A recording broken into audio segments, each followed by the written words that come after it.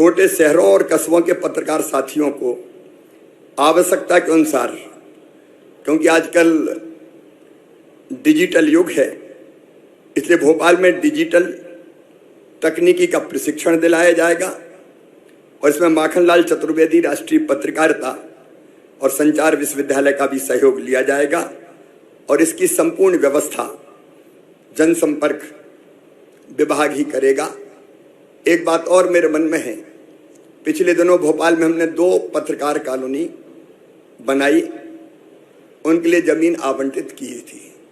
मैं जहाँ जाता हूँ जिला स्थानों पर भी और स्थानों पर भी पत्रकार मित्र मिलते हैं और वो ये कहते हैं कि एक पत्रकारों के लिए कहीं जमीन का आवंटन हो जाए या कोई कॉलोनी की व्यवस्था हो जाए।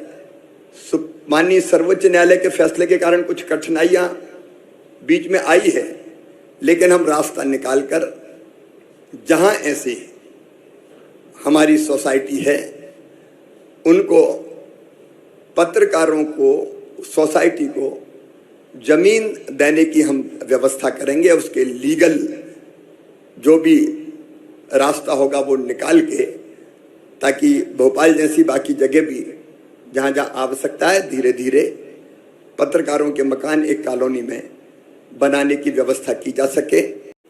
हमारे वरिष्ठ और बुजुर्ग पत्रकारों को प्रतिमाह सम्मान निधि अब तक 10,000 दी जाती थी, उसको भी बढ़ा के 20,000 रुपया किया जा रहा है, ताकि जो वरिष्ठ पत्रकार हैं उनको तकलीफ ना हो।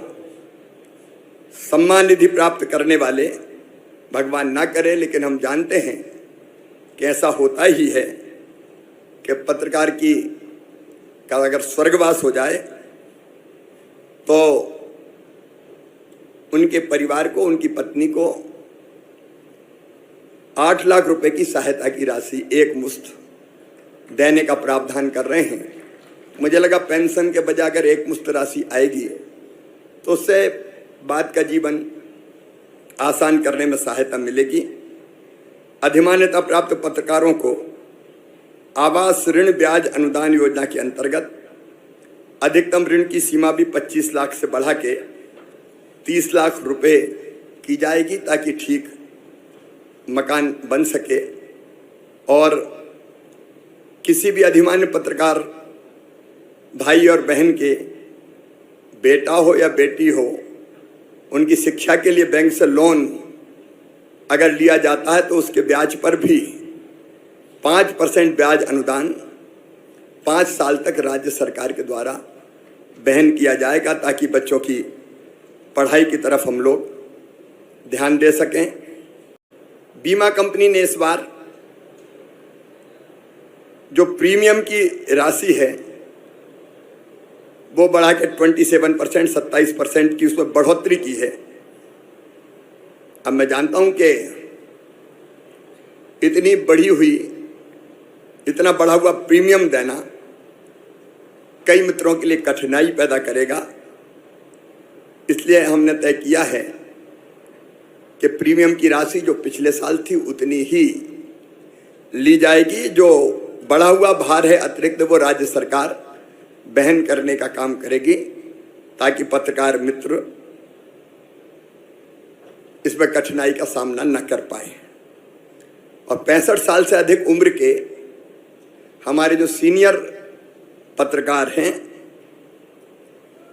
65 वर्ष से अधिक के पत्रकारों और उनके जो पार्टनर हैं, पति या पत्नी, उनका बीमा का पूरा प्रीमियम सरकार के द्वारा ही भरा जाएगा, क्योंकि जिंदगी भर पत्रकारिता के माध्यम से उन्होंने प्रदेश की, देश की, लोकतंत्र की सेवा की है। बीमा के लिए आवेदन करने की अंतिम तिथि भी 16 सितंबर थी, उसको बढ़ा के 25 सितंबर कर रहे हैं, ताकि कोई कठिनाई ना हो, पर्याप्त समय रहे बीमा करवाने में। बीमारियों के कारण पत्रकार स्वयं को, भगवान ना करे वैसी स्थिति कभी आए, लेकिन हम जानते हैं कि ये संसार चक्र है, कई बार ऐसी कठिनाइयां आती हैं हमारे जीवन में। तो पत्रकारों को स्वयं और उनके आश्रितों के उपचार के लिए सामान्य बीमारियों में अभी तक आर्थिक सहायता का प्रावधान 20,000 था, उसको बढ़ा के हम लोग, क्योंकि आवश्यकता बढ़ गई है, इलाज में भी कई बार ज़्यादा पैसे खर्च करने पड़ते हैं, तो 20,000 से बढ़ा के उसको 40,000 रुपये हम कर रहे हैं। और गंभीर बीमारियों के लिए 50,000 से बढ़ा के इसको सीधे 1 लाख रुपया किया जाएगा। लेकिन और भी कोई जरूरत होगी तो सरकार ध्यान रखेगी। Welcome to our YouTube channel. Don't forget to like, subscribe and share the videos.